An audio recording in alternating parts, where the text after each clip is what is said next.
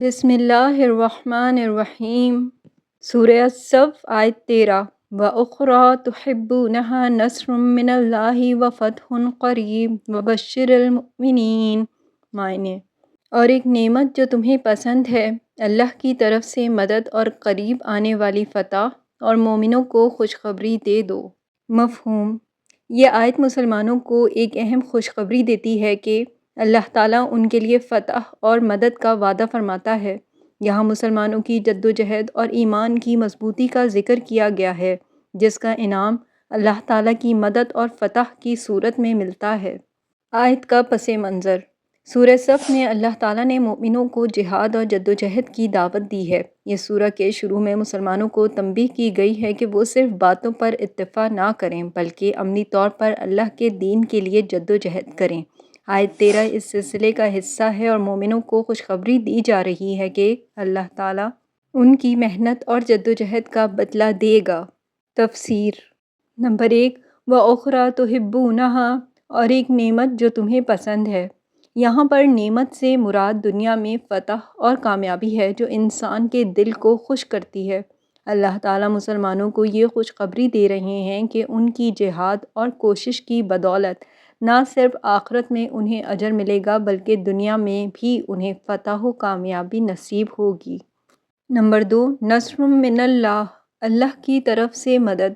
یہ اس بات کا اشارہ ہے کہ مسلمانوں کو جو بھی فتح حاصل ہوگی وہ اللہ کی خاص مدد کی وجہ سے ہوگی۔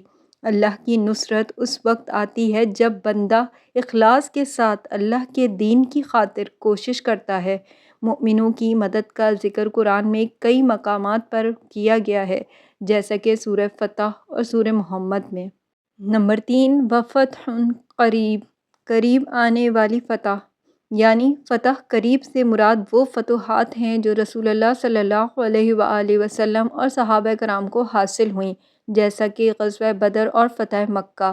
ان واقعات میں اللہ تعالیٰ کی مدد واضح طور پر نظر آئی اور دشمنان اسلام کو شکست کا سامنا کرنا پڑا۔ اس فتح سے مومنوں کے دلوں میں اطمینان پیدا ہوا اور ان کا ایمان مزید مضبوط ہو گیا۔ نمبر 4، وبشر المؤمنین، اور مومنوں کو خوشخبری دے دو۔ یہاں نبی صلی اللہ علیہ وآلہ وسلم کو مخاطب کیا گیا ہے کہ وہ مومنوں کو اس خوشخبری سے آگاہ کریں۔ اس کا مقصد مومنوں کی حوصلہ افزائی ہے تاکہ وہ دین کی راہ میں جدوجہد کرتے رہیں اور یقین رکھیں کہ اللہ تعالیٰ کی مدد ان کے ساتھ ہے۔ تفسیر کی وضاحت: نمبر 1، دنیاوی اور اخروی کامیابی۔ یہ آیت واضح کرتی ہے کہ مومنوں کی جدوجہد نہ صرف آخرت میں انہیں اجر دلوائے گی بلکہ دنیا میں بھی انہیں فتح اور کامیابی حاصل ہوگی۔ اللہ تعالیٰ نے اپنے دین کے لیے جدوجہد کرنے والوں کو دونوں جہانوں میں سرخروئی عطا کرنے کا وعدہ فرمایا ہے۔ نمبر 2، اللہ کی نصرت۔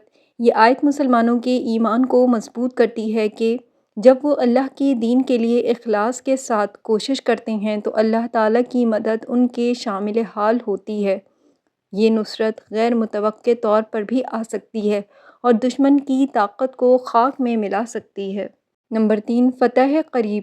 فتح قریب سے مراد یہ بھی ہو سکتی ہے کہ اللہ تعالیٰ جلد ہی مومنوں کو ان کے دشمنوں پر غلبہ عطا کریں گے۔ تاریخی واقعات جیسے غزوہ بدر، غزوہ خندق اور فتح مکہ اس کی واضح مثالیں ہیں جہاں مسلمانوں کو قلیل تعداد کے باوجود عظیم فتح حاصل ہوئی۔ نمبر 4، بشارت کا پہلو۔ یہ آیت مومنوں کے لیے ایک امید کا پیغام ہے۔ ان کے ایمان اور جدوجہد کا بدلہ دنیا و آخرت دونوں میں دیا جائے گا۔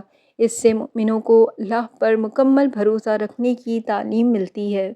حدیث کی روشنی میں نبی صلی اللہ علیہ وآلہ وسلم نے فرمایا کہ جو اللہ کی مدد چاہتا ہے اللہ اس کی مدد ضرور کرتا ہے۔ یہ آیت اس بات کی تصدیق کرتی ہے کہ اللہ تعالیٰ ہمیشہ اپنے مومن بندوں کے ساتھ ہے۔ نبی صلی اللہ علیہ وسلم نے اس آیت کی تلاوت اس وقت بھی فرمائی جب مسلمانوں نے فتح مکہ حاصل کی۔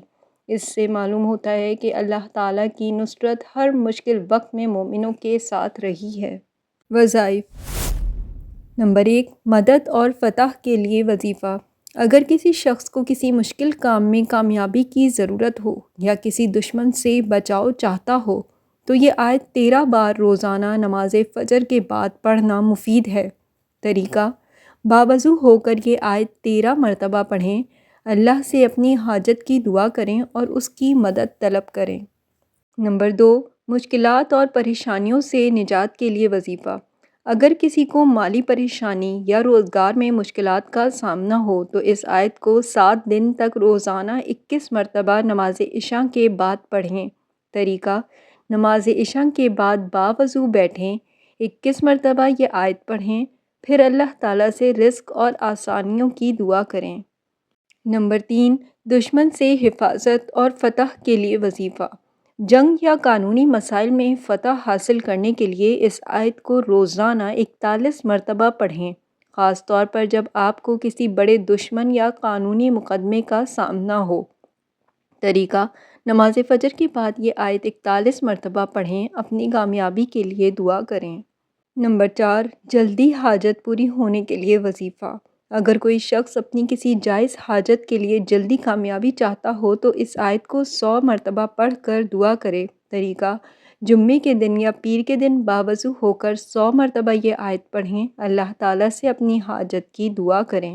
نمبر 5، رزق میں برکت کے لیے وظیفہ۔